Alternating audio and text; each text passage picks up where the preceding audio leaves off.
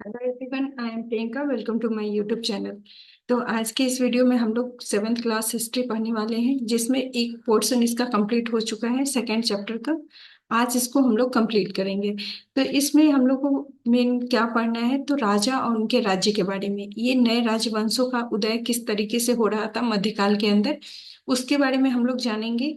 ये जो राजाओं का उदय हो रहा था वो आपका सातवीं शताब्दी, सातवीं सदी से लेके आपका 17,000 ईसा पूर्व तक, ईस्वी तक की बात कही जा रही है कि उस काल में जो है नए नए राजवंशों का भी उदय हो रहा था। तो राजवंशों का उदय किस तरीके से हो रहा था, इसको जानेंगे कि। और उसके अलावा उस काल के जो राजवंश का उदय हुआ उनका प्रशासन किस तरीके से चलता था। फिर प्रशस्तियां और जो भूमि अनुदान दिए जाते थे उनके बारे में जानेंगे। इन उसके अलावा जो प्रशासन में जो जितना ज्यादा धन इकट्ठा किया जाता था, जैसे कर व्यवस्था से जो भी धन इकट्ठा किए जाते थे उसका कहाँ खर्च किया जाता था, तो ज्यादातर उस काल में हम लोग देखते हैं कि भव्य मंदिर का निर्माण किया जाता था, जिसपे बहुत ज्यादा धन का खर्चा किया जाता था। धन वहीं पे ज्यादा से ज्यादा खपत की जाती थी। तो उसमें हम लोग ये जो धन इकट्ठा करने का हम लोग देखेंगे, तो धन के लिए बहुत सारा युद्ध भी हुआ। तो धन के लिए किस तरीके से युद्ध हुआ, जैसे आप इसमें देखेंगे कि जो कन्नौज शहर है उस पे बहुत सारे जो राजवंश थे, लगभग जो तीन राजवंश का मुख्यतः उल्लेख किया जाता है, जिसको त्रिपक्षीय संघर्ष भी कहा जाता है। उस तरह से किस तरह से नगर के लिए युद्ध हुआ, इसके बारे में हम लोग जानेंगे। तो चलिए स्टार्ट करते हैं चैप्टर। पिछले चैप्टर में एक चीज छूट गया था, जो था आपका धन के लिए युद्ध, जिसमें हम लोग त्रिपक्षीय संघर्ष, कन्नौज के लिए जो लड़ाइयाँ लड़ी गई थी उसका उल्लेख करना हम लोग, वो टॉपिक हमारा छूट गया था, तो आज इसमें हम लोग देखेंगे। तो सबसे पहले जानेंगे कि राजा और उसके राज्य और उनके राज्य। इसमें हम लोग पूरे टॉपिक को पहले एक बार डिस्कस करेंगे कि क्या क्या हमको इस टॉपिक के अंदर पढ़ना है मेनली। तो सबसे पहले देखेंगे कि नए राजवंश का कैसे उदय हुआ। नए राजवंशों का उदय हुआ, जिसमें आप देखेंगे कि सामंत वर्ग किस तरह से अपने आप को शक्तिशाली बनाया और खुद को जो केंद्रीय सत्ता थी उससे अलग अपना अस्तित्व साबित किया, ये देखेंगे। दूसरा आप देखिएगा कि नए राजवंश का तो उदय हुआ, तो उनका राज्यों का प्रशासन किस तरीके से चलता था। राज्यों का प्रशासन। तीसरा आ जाता है आपका, इस प्रशासन को चलाने के लिए इसमें बहुत सारी प्रशस्तियां लिखी जाती थी ब्राह्मणों के द्वारा। तो उसके बदले में उनको जो अनुदान दिया जाता था उसका भी उल्लेख यहाँ पे हम लोगों को पढ़ना है। प्रशस्तियां,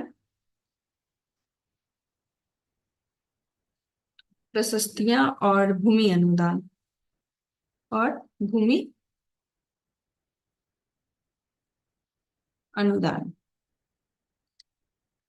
ये आ जाता है। चौथा आ जाता है धन के लिए युद्ध। धन के लिए युद्ध। लास्ट आ जाता है आपका चोल वंश। चोल राज्यों के बारे में पढ़ना है। अब चोल राज्यों का कैसा प्रशासन था इस काल में। सिंचाई व्यवस्था, यहाँ कृषि की व्यवस्था किस तरीके की थी उस काल में, जो भव्य मंदिरें बनवाए जाते थे उसका उल्लेख पढ़ना होगा। इन सभी चीजों का हम लोग इस चैप्टर में पढ़ेंगे। तो सबसे पहले स्टार्ट करते हैं धन के। ये दो टॉपिक हमारा कंप्लीट हो चुका है, नए राजवंशों का उदय, राजा का प्रशासन किस तरीके से था, आपका प्रशस्तियां और भूमि अनुदान के बारे में भी हम लोग पढ़ लिए हैं। अब लास्ट एक ये टॉपिक रह जाता है कि धन के लिए युद्ध। धन के लिए युद्ध।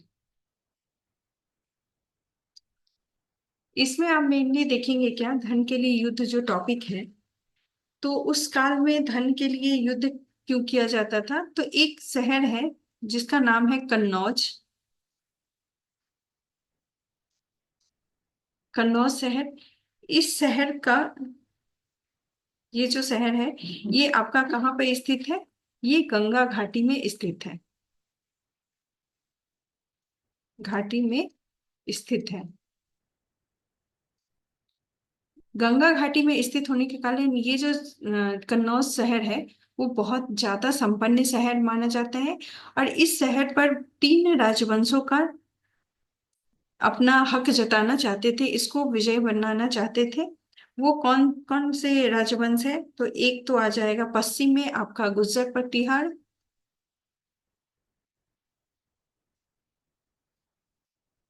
गुर्जर प्रतिहार ये आपका पश्चिम में है। दक्षिण में आपका राष्ट्रकूट, राष्ट्रकूट वंश। और पूरब में आपका था पाल वंश। ये जो तीन राजवंश है, ये पूर्व में, ये दक्षिण में, और ये पश्चिम में, ये तीनों ही राजवंश का नजर इस कन्नौज शहर पे था। और इस कन्नौज शहर को हासिल करने के लिए इन तीनों के बीच में युद्ध हुआ, जिसको इतिहासकार ने कौन सा नाम दिया? त्रिपक्षीय संघर्ष का। त्रिपक्षीय संघर्ष।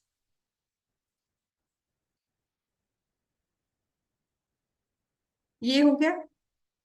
इसमें हम लोग इतना ही जानते हैं, इसके लिए तीनों ही लड़ते रहे। और इस क्योंकि ये यहाँ पे धन संपन्न संपत्ति भी बहुत ज्यादा थी, क्योंकि ये गंगा घाटी में स्थित था, इसलिए इसको पाने के लिए सब एक के बाद एक प्रयास करते रहे। अब आगे हम लोग देखेंगे, त्रिपक्षीय संघर्ष के बाद देखते हैं कि दूसरा धन, ये जो इस काल के जो राजवंश थे, वो दूसरा धन कमान कैसे ये किए। एक तो कन्नौज शहर पर विजय प्राप्त करके, दूसरा देखेंगे कि उस काल में जो अफगान जो राज्य था, बाहर से भी जो मोहम्मद गजनी भी आए, और वहाँ जो आपका पूर्वी क्षेत्र पश्चिमी क्षेत्र में जो आपका सोमनाथ गुजरात में स्थित मंदिर है, उसको लूटने का काम किया। इससे भी धन प्राप्त किया, और इस धन लूट के वे अपने राजधानी गजनी को संपन्न बनाने की कोशिश की। इसके लिए वो बार बार आते गए और 17 बार जो है इस पे आक्रमण किए। तो ये हो गया। अब नेक्स्ट हम लोग पढ़ेंगे क्या, जो मंदिर, एक तो कन्नौज धन की जो प्राप्ति होती है, तो एक तो कन्नौज था। दूसरा आपका आप देखेंगे कन्नौज के बाद मंदिर पर आक्रमण किया गया धन प्राप्ति के लिए। धन प्राप्ति के लिए दूसरा हो जाएगा मंदिरों पर आक्रमण। क्यों आक्रमण किया जाता था? क्योंकि मंदिर जो था वो शक्ति, सत्ता और संपत्ति,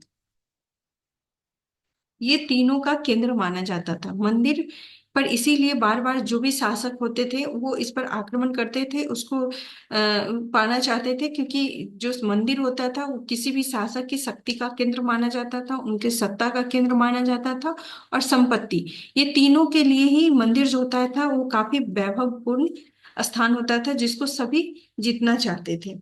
दूसरा देखेंगे कि धन के लिए आपका जो अफगान अफगान शासक, जो आधुनिक अफगानिस्तान है, अफगान शासक कौन थे? मोहम्मद गजनी। गजनी गजनी इनकी राजधानी थी। इन्होंने इनका जो शासन काल है 997 से लेके 1030 एडी है। ये भारत पे आक्रमण करते रहे। ये अपने विस्तार के लिए, अपने राजधानी के विस्तार के लिए, उसको संपन्न बनाने के लिए ये भारत पर 17 बार आक्रमण किए। और आक्रमण मेनली वो मंदिरों को लूटने के लिए ही किए, क्योंकि जानते थे कि मंदिर जो है उसमें संपत्ति का केंद्र है, वहां पे बहुत ज्यादा धन संपत्ति इकट्ठा रहता है, तो वहां उसको लूट के ये बहुत ज्यादा संपत्ति अपने राजधानी जो है अफगान ले जाते थे, अपनी राजधानी को वैभवपूर्ण बनाने के लिए। अब अगला हम लोग देखेंगे कि जो चोल राजवंश है उसके बारे में जानेंगे। तो चोल राजवंश आया आपका, जिसका विस्तार था, ये आपका कावेरी नदी के तट से। चोल चोल राजवंश का जो क्षेत्र था वो आपका कावेरी डेल्टा के क्षेत्र से था। ठीक है। इसमें आप देखेंगे कि जो चोल राजवंश थे, उसका जो मुख्य जो इन शासक हुए वो कौन थे?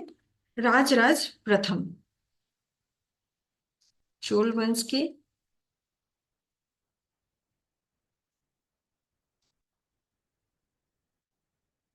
चोल वंश के जो शासक थे वो पहला जो थे वो राज प्रथम थे। इनके पुत्र कौन थे? राजेंद्र प्रथम। ये पिता थे, ये उनके पुत्र थे। ये सबसे शक्तिशाली हुए। इनके शासनकाल में राज्यों का विस्तार भी हुआ। हर तरह से इनका जो राज्य था वो काफी संपन्न हुआ। साथ में ये लोग कर व्यवस्थाएं भी अपनाए। बहुत अच्छा इनका जो प्रशासन था, प्रशासन की व्यवस्थाएं भी बहुत सुदृढ़ की। साथ में आप लोग देखेंगे कि इन्होंने मंदिरों का निर्माण बहुत ही भव्य तरह, वास्तुकला का निर्माण जो था मंदिरों में, अवकाश मूर्तियों का निर्माण देखेंगे। और बहुत ही उत्कृष्ट जो इनका नमूना है वो देखने को हमें मिलता है। अब इस काल में आप देखेंगे कि जो विजयालय के उत्तराधिकारी ने पड़ोसी इलाके को जीता और उसका राज्य अपने क्षेत्र तथा शक्तियों दोनों रूपों में बढ़ाना चालू किया। इस काल के जो भी शासक थे वो अगल बगल के जो क्षेत्र थे उस पे भी अपना अधिकार जताते गए। जैसे आप देखेंगे कि उत्तर के पांड्या और पल्लव के इलाकों के राज्य का हिस्सा बना लिया गया। राजराज प्रथम जो सबसे शक्तिशाली चोल शासक थे माना जाता है, वो 985 में राजा बने थे। उसी उसी ने इनमें ज्यादातर क्षेत्र को अपने नियंत्रण का विस्तार किया और उनके साम्राज्य का जो प्रशासन है उनका पुनर्गठन किया। राजराज जो है उनके पुत्र, राजराज के पुत्र कौन थे? राजेंद्र प्रथम ने उन्हीं की नीति जो जो राजराज प्रथम का जो नीति था उसी को ये आगे कंटिन्यू किया। और इसने गंगा घाटी, श्रीलंका तथा दक्षिण पूर्वी एशिया के देशों पर भी हमला भी किया। इस अभियानों के लिए उन्होंने जल सेना भी बनाई। अब चोल काल में आप देखेंगे कि जल सेना का भी निर्माण किया गया था। जल सेना, क्योंकि जो भी समुद्री इलाके वाले क्षेत्र थे उसको जीतने के लिए इन्होंने जल सेना का भी गठन किया था। अब देखेंगे कि भव्य मंदिर और कांस्य मूर्ति कला के बारे में। तो चोल काल की जो सबसे इम्पोर्टेंट चीज हमें देखने को मिलती है वो है राजराज और राजेंद्र प्रथम द्वारा बनाए गए तंजावुर और गंगईकोंड चोलपुरम के बड़े मंदिर स्थापत्य और मूर्ति कला की दृष्टि से एक चमत्कार माना जाता है। इन दोनों के द्वारा जो तंजावुर उनका जो राजधानी था इसमें, और गंगोई चोलपुरम जो बड़े मंदिर वहां पर स्थापित किया गया था, जो कि स्थापत्य और मूर्तिकला का एक उत्कृष्ट उदाहरण माना जाता है। ये जो है गंगोई चोलपुरम जो मंदिर है उसका फोटो दिया गया है। इसमें आप देखेंगे कि किस तरीके से छत जिस तरह से क्रमशः पतली होती गई थी इस तरह से बनाया जाता था। दीवारों पे बहुत अच्छे ढंग से नक्काशी की जाती थी। बहुत सारे मूर्तियों को दीवारों को भी सजाने के लिए पत्थरों की जो प्रतिमाएं बनाई जाती थी, इस पे भी बाहर से भी इसको बहुत अच्छे से सजाया जाता था। चोल मंदिर अक्सर अपने आप में आसपास के विकसित होने वाली जो बस्तियों का केंद्र बन जाती थी, शिल्प उत्पादन के केंद्र थे। ये मंदिर शासकों और अन्य लोगों द्वारा भी भूमि से जो संपत्ति उत्पन्न किया जाता था, जैसे कर से, वो सभी लोग जो भी कर इकट्ठा करते थे वो सभी मंदिरों में अपना पैसा लगाते थे। केवल इसमें जो शासक वर्ग थे उनका ही पैसा नहीं लगता था, बल्कि जो भी व्यापारी वर्ग होते थे, पुरोहित होते थे, सभी इसमें काम करते थे। इस काल के जो भी शासक कर से जो भी धन संपत्ति इकट्ठा करते थे उसको, जो इस मंदिर का निर्माण करने में जो जो आदमी लगे रहते थे उनको वेतन देने में भी इस्तेमाल करते थे। जैसे आप देखेंगे कि विशेषज्ञों, इस भूमि की उपज उन सारे विशेषज्ञों का निर्वाह करने पर खर्च होती थी जो मंदिर के आसपास रहते थे और उनके लिए काम करते थे। जैसे आप देखेंगे मंदिर में आपका पुरोहित हो गया, माला बनाने वाला हो गया, बावर्ची हो गया, मेहतर हो गया, संगीतकार, नर्तक, ये सभी। दूसरे शब्द में देखें कि मंदिर से पूजा आराधना के स्थान नहीं थे। ये बहुत ही इंपॉर्टेंट लाइन है कि जो मंदिर होता था, मंदिर केवल पूजा आराधना का केंद्र नहीं था। ये आपके एग्जाम में भी इस तरह से स्टेटमेंट में आपका क्वेश्चन पूछा जाता है कि मंदिर केवल पूजा आराधना का केंद्र माना जाता था। तो ये केवल पूजा आराधना का केंद्र नहीं था, बल्कि इसमें आप देखेंगे ये आपका सामाजिक, आर्थिक, सांस्कृतिक,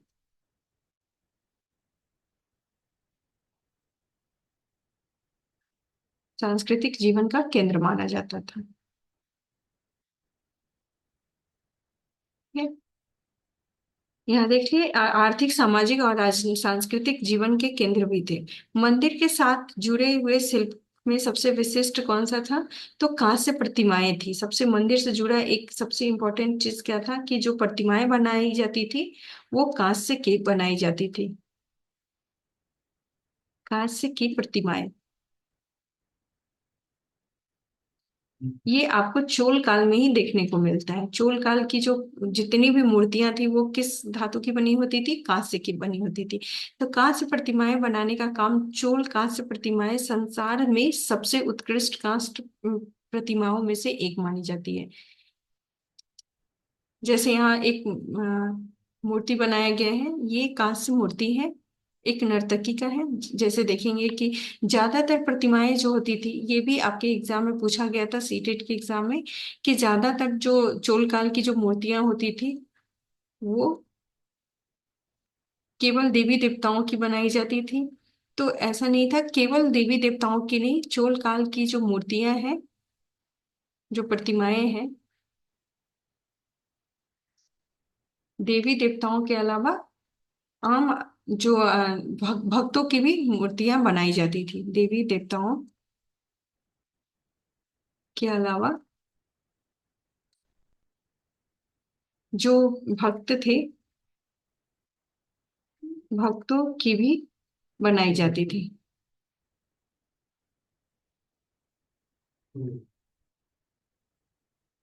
तो इस तरह से एक ये क्वेश्चन यहाँ से बनता है कि केवल आपकी जो चोल काल की प्रतिमाएं थी वो देवी देवताओं की नहीं बल्कि भक्तों की भी प्रतिमाएं बनाई जाती थी। ये प्रतिमाएं किस चीज की बनी होती थी?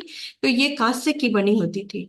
अब इस काल की, चोल काल की, अगर हम कृषि व्यवस्था को देखें, चोल काल की, तो जो कृषि और सिंचाई, इसलिए जो चोल काल था उस काल में सबसे बहुत ही ज्यादा संपन्न माना गया कि चोल काल में जो कृषि थी वो काफी विकसित हुआ था। चोल की कई उपलब्धियां कृषि में हुए, जैसे आप देखेंगे कि नए विकास के माध्यम से संभव हो पाई थी।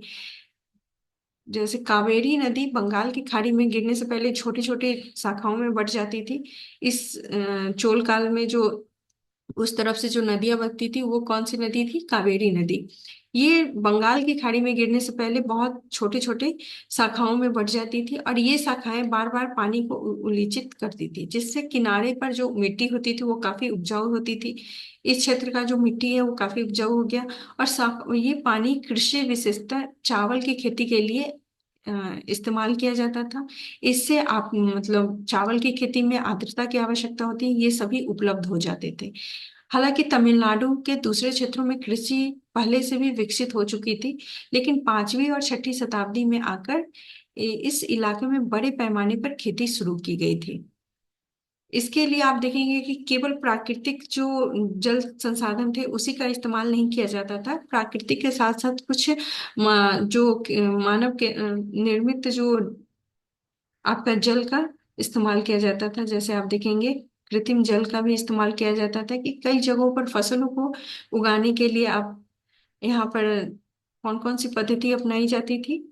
तो उसके लिए आप देखेंगे कि तालाब बनाए जाते थे जो वर्षा के पानियों को एकत्रित करने के लिए, जो जलाशय का निर्माण किया जाता था। इस तरह से आप देखेंगे जैसे डेल्टा क्षेत्र में यहाँ देखा गया है कि जो बाढ़ को रोकने के लिए तटबंध का भी निर्माण किया गया था। खेतों तक पानी को पहुंचाने के लिए नहरों का भी इस्तेमाल किया जाता था। इस तरह से जो कृषि का जो पद्धति था वो काफी विकसित होते चला गया। पानी को इकट्ठा करने के लिए विशाल सरोवर का निर्माण, ये कृत्रिम जलाशय की बात यहाँ पे कही जा रही है कि केवल प्राकृतिक ही रूप से कृषि के पर निर्भर नहीं रहना पड़ता था। जैसे कृषि के लिए जल की आवश्यकता होती है, तो उसमें केवल प्राकृतिक स्रोत पे ही निर्भर नहीं रहा जाता था, बल्कि मानव निर्मित, जैसे बारिश हुआ तो उसको, उस जल को संग्रह किया जाता था कृत्रिम जलाशय बना के। और सिंचाई के काम में योजना की जरूरत होती है, जैसे श्रम और संसाधनों को व्यवस्थित करना, इन कामों को देख रेख करना और यह करना, तय करना कि कैसे जलों का बंटवारा किया जाए। अब है कि साम्राज्य का प्रशासन किस तरीके से चलता था। तो प्रशासन किस प्रकार संगठित किया गया था, तो सबसे पहले देखेंगे जो प्रशासन में किसानों की जो बस्तियां होती थी उसको उर कहलाती थी। तो यहाँ पर एक शब्द जो इम्पोर्टेंट है वो है उर। उर किसे कहते थे, तो ये किसानों की बस्तियां होती थी, बस्तियां उर कहलाती थी। दूसरा देखेंगे कि सिंचित खेतों, खेती के साथ बहुत समृद्ध हो गई थी, और इस तरह से गांवों के समूह को नाडु कहा जाता था।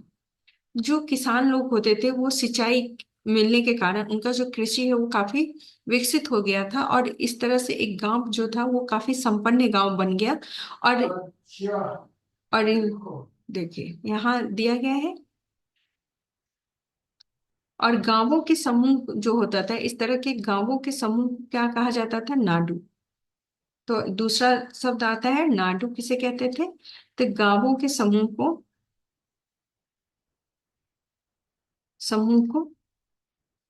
को नाडु कहा जाता। ये दो शब्द आए। अब देखेंगे कि ग्राम परिषद और नाडु न्याय करने और कर वसूलने जैसे कई प्रशासनिक कार्य भी करते थे। ये जो नाडु है वो न्याय भी करते थे और कर वसूलने का भी काम करते थे। यही जो नाडु है, आगे चल के आप देखेंगे कि जो यहाँ साम्राज्य जो भी शासक होते थे वो कर इकट्ठा करने में इसका इस्तेमाल करते थे। ये जो नाडु होते थे, गांवों का समूह, यही उस क्षेत्र से कर इकट्ठा करते थे, चाहे उस वहां पे जो न्याय व्यवस्था थी इनके द्वारा ही चलाई जाती थी। यही आगे चल के आपका महलवारी व्यवस्था में हम लोग देखेंगे, जिसमें आप देखेंगे कि कर किसके द्वारा इकट्ठा किया जाता था, तो वहां पे जो गांव का जो समूह होता था वही कर इकट्ठा करने का काम करते थे। धनी किसान को केंद्रीय चोल सरकार की देखरेख में नाडु के कामकाज में अच्छा खासा नियंत्रण हासिल था। उनमें से कई धनी जो भूस्वामी होते थे को चोल राजाओं ने सम्मान के रूप में मुबेन बेलन की उपाधि दी थी। जो धनी भूस्वामी होते थे, किसान वर्ग, उनको जो चोल राजा होते थे उनको बहुत ज्यादा सम्मान देते थे। और इस सम्मान में आप देखेंगे कि एक सम्मान उनको कौन सा दिया जाता था, मुवेन वेलन का, जिसको कहा जाता था तीन राजाओं को अपनी सेवा प्रदान करने वाला, तीन राजाओं को अपनी सेवा देने वाला,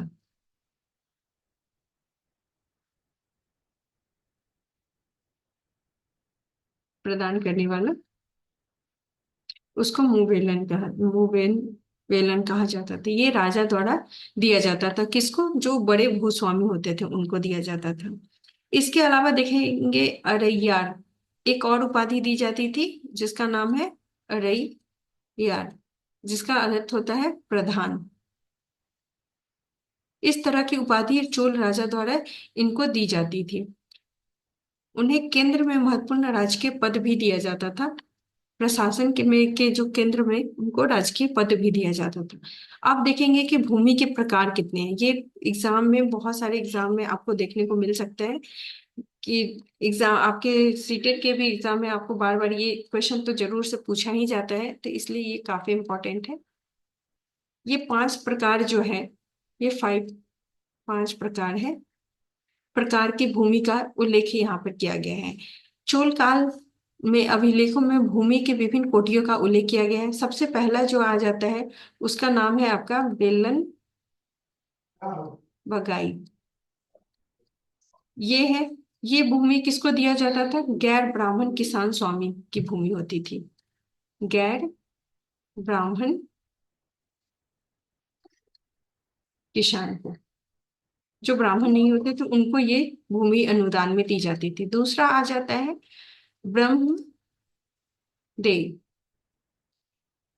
नाम से ही आपको पता चल जा रहा है, ये ब्राह्मणों को उपहार में दी जाती थी। को उपहार में दी जाने वाली जो भूमि होती थी उसको कहा जाता था। तीसरा जो आपका प्रकार है वो शाला भोग का है। ये विद्यालय को अनुदान में दी गई जमीन होती थी। ये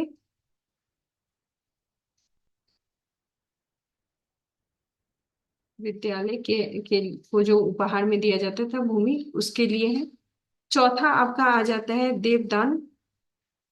देवदान, ये भी आपको नाम से याद हो जाना चाहिए कि देवदान का मतलब होता है जो मंदिर को दान में दी गई भूमि होती थी, मंदिर को उपहार में दी जाती थी। पांचवा आपका हो जाता है पल्ली पल्ली चदम। पल्ली चदम, ये आपको जैन जो संस्था होती थी उसको उपहार में दिया जाता था। जैन संस्थानों को दिया जाता था। तो ये जो पांच प्रकार है ये आपको याद रखना होगा, क्योंकि हर बार एक न एक से आपके एग्जाम में क्वेश्चन पूछा जाता है। तो इस तरह से आप देख लिए कि ये भूस्वामी की एक सभा द्वारा ये पूरा ये इन सभी प्रकारों पर चोल काल में आप देखेंगे कि कैस किस तरह से मंदिरों को दी गई है। तो यही इसी का यहाँ पर उल्लेख किया गया है कि कौन कौन सा भूमि किसको दिया गया था। तो ये हमारा जो चैप्टर है वो कंप्लीट होता है। अब नेक्स्ट वीडियो में हम लोग दिल्ली सल्तनत के बारे में पढ़ेंगे। अब अगला आपका स्टार्ट होगा दिल्ली सल्तनत।